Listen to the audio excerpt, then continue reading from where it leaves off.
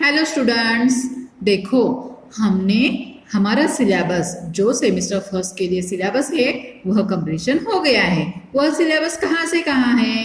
Poem first कौन सी? सवेरा, वहां से 7th लेसन परीक्षा तक हमारा टर्मिनल एग्जाम यानी कि सेमेस्टर फर्स्ट के लिए इतना सिलेबस ही है। तो क्या करना है कि आज हम लेसन नंबर 6 धरती को बुखार और लेसन नंबर 7, कौन सा लेसन 7 है? तो परीक्षा, इस लेसन की रिवीजन देखने वाले हैं। इससे पहले जो 4 लेसन थे, 5 लेसन थे, उसकी रिवीजन हमने देखी है। तो देखो धरती को बुखार, इस लेसन के आधार पर जो क्वेश्चन आंसर्स है वह आज हम देखते हैं। अब बच्चों देखो, इसमें पहला प्रश्न क्या है? किसने किससे कहा, यह आपको लिखना है। देखो वाक्य कौन सा है? पहला वाला प्रश्न, क्या कहा तुमने? धरती को बुखार हो गया है। यह किसने कहा था? माँ ने राजू से पूछा था ना। अब आगे देखो दूसरा प्रश्न, प्रदूषण बुखार, ये कौन सा बुखार है? यह राजू ने धरती से पूछा था। तीसरा प्रश्न देखो, मैं तुम्हें बताती हूँ कि यह बुखार कैसे होता है। यह धरती ने राजू से कहा था? उसके सपने में आकर बोला था। तो देखो जब भी ऐसा प्रश्न आपको पूछा जाएगा तो वह एग्जाम में हमारी 2 नवंबर से एग्जाम स्टार्ट होने वाली है। तो आपको क्या करना है कि सभी लेसन ठीक से रीड करने ही हैं, लेकिन उसके क्वेश्चन आंसर मन ही मन में पठन करने हैं। जब भी आपको क्वेश्चन पूछा जाएगा तब आपको ऐसे क्वेश्चन पूछा जाएगा तब आपको वह वाक्य, वह सेंटेंस ठीक से पढ़ के उसके आंसर्स लिखने हैं। अब इसके आगे कौन सा प्रश्न है? देखो, दिए गए प्रश्नों के उत्तर कुछ शब्दों में लिखिए। सिर्फ शब्दों में लिखने हैं, नहीं तो आप फुल सेंटेंस में लिखोगे। जो भी दिए गए प्रश्नों के उत्तर लिखिए ऐसा प्रश्न होगा तो इसके इन प्रश्नों के उत्तर आपको क्या करने हैं? फुल सेंटेंस में लिखने हैं। अब देखो पहला प्रश्न क्या है? राजू के सपने में कौन आया? राजू के सपने में धरती आई। दूसरा प्रश्न देखो, धरती को कौन सा बुखार हुआ था? धरती को प्रदूषण बुखार हुआ था। अब देखो ग, धरती ने अपनी बीमारी की दवा किसे बताया? तो देखो पेड़ और पौधे लगाने से धरती जो बीमार हो गई है वह ठीक हो सकती है। यानी कि धरती ने अपनी बीमारी की दवा पेड़ और पौधों को बताया। अब देखो घ, राजू ने किसकी मदद से पेड़ पौधे लगाए? राजू ने अपनी माँ की मदद से पेड़ पौधे लगाए। अब देखो तीसरा प्रश्न कौन सा है? दिए गए प्रश्नों के उत्तर लिखिए। इन प्रश्नों के उत्तर आपने कहाँ लिखे हैं? अपनी कॉपी में लिखे हैं। वहां से ठीक से आपको इन प्रश्नों के उत्तर रीड करने हैं, लर्न करने हैं। समझ में आ गया? अब इसके आगे क्या है? ग्रामर में यानी कि व्याकरण में क्या है देखते हैं। देखो भाषा की दुनिया में सर्वनाम ड और ढ में अंतर क्या है यह देखने वाले हैं। यह तो हमने देखा ही है, लेकिन रिवीजन के तौर पर यह हम देख रहे हैं। संज्ञा की जगह पर आए शब्दों को सर्वनाम कहते हैं। संज्ञा की जगह पर, संज्ञा मतलब क्या है?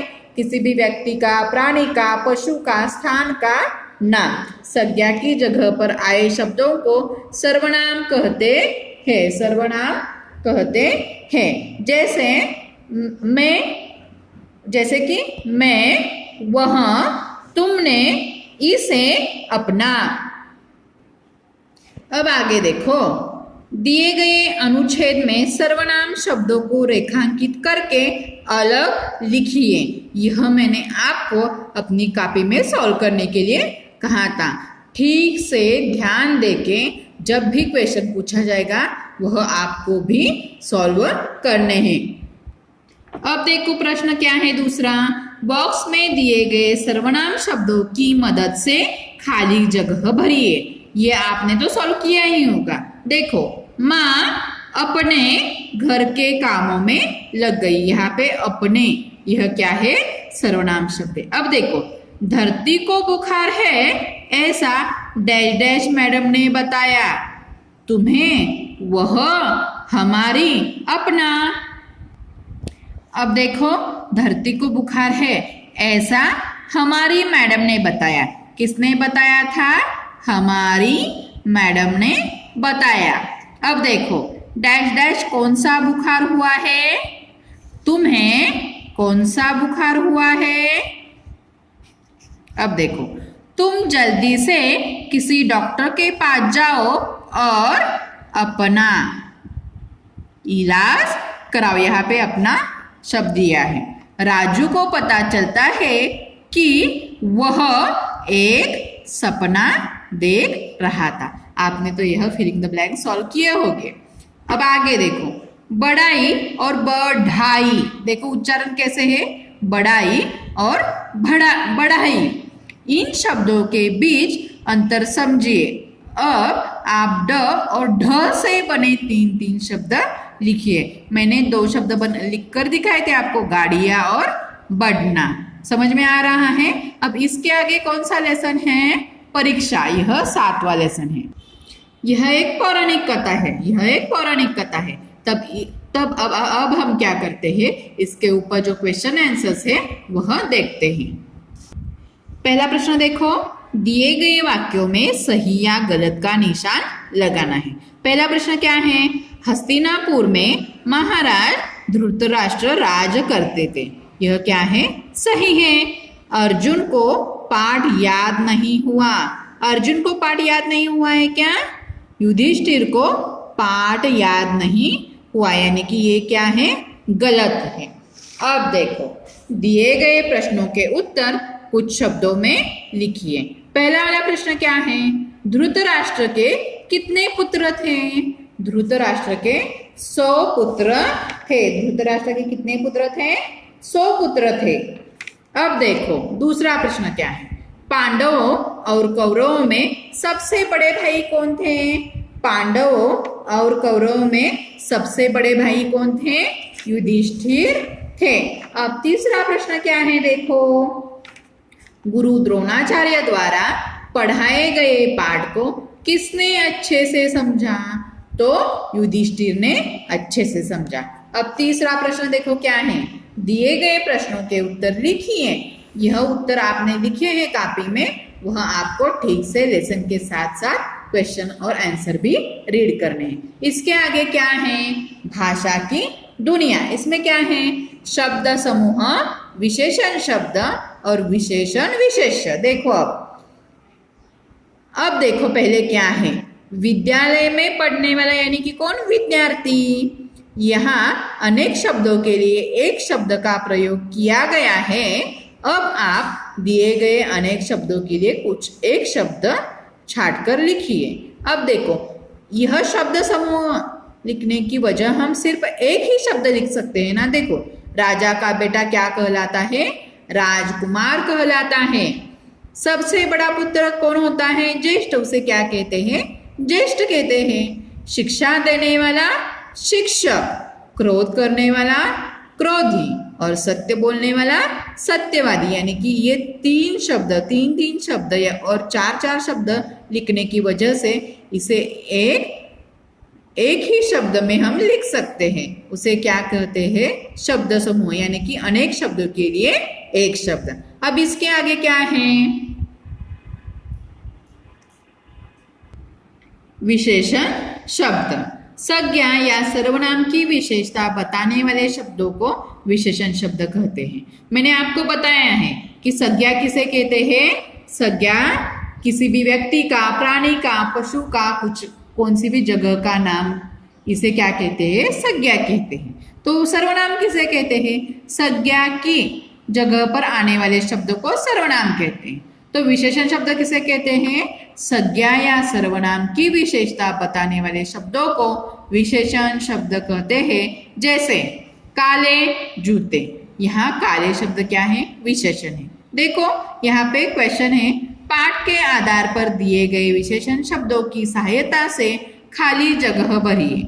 यह मैंने आपको होमवर्क के लिए दिया था, आपने सॉल्व किया ही होगा। लेकिन प्रणाली, तुमने मुझे इसका होमवर्क सेंड नहीं किया है। मुझे डेली होमवर्क सेंड करने चाहिए और इसके साथ साथ रिवीजन भी करनी चाहिए। देखो पहला वाला प्रश्न क्या है?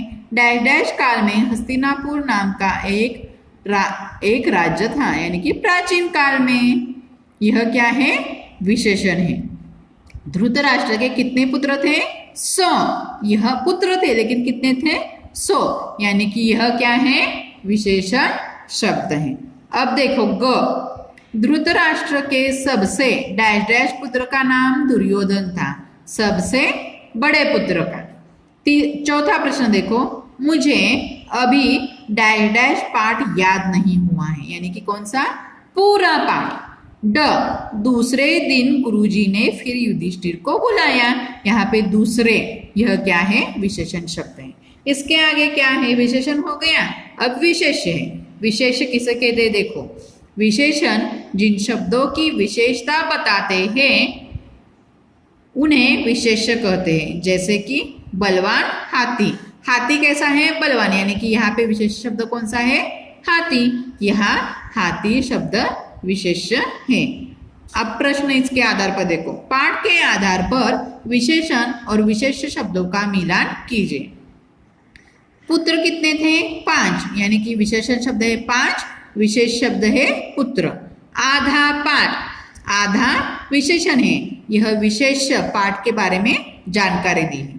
तीसरा दिन, तीसरा यह विशेषण है, विशेष्य दिन है। असली अर्थ, विशेष्य क्या है? अर्थ, और विशेषण असली। युवा युधिष्ठिर, विशेष्य क्या है? युधिष्ठिर, युधिष्ठिर के बारे में जानकारी दी हुई है इस शब्द ने, यानी कि विशेषण शब्द ने। कौन सा शब्द है? युवा। तो देखो, पहली कविता कौन सी है? सवेरा, और फर्स्ट कविता सवेरा, वहां से हमारा सिलेबस है लेसन नंबर 7। लेसन नंबर 7 कौन सा है? पता है ना आपको? परीक्षा, यह लेसन नंबर 7 है। यहाँ तक हमारा सेमेस्टर फर्स्ट का सिलेबस है। तो आपको ठीक से सब लेसन रीड करके उसके क्वेश्चन आंसर मन ही मन में पठन करने हैं। All the best.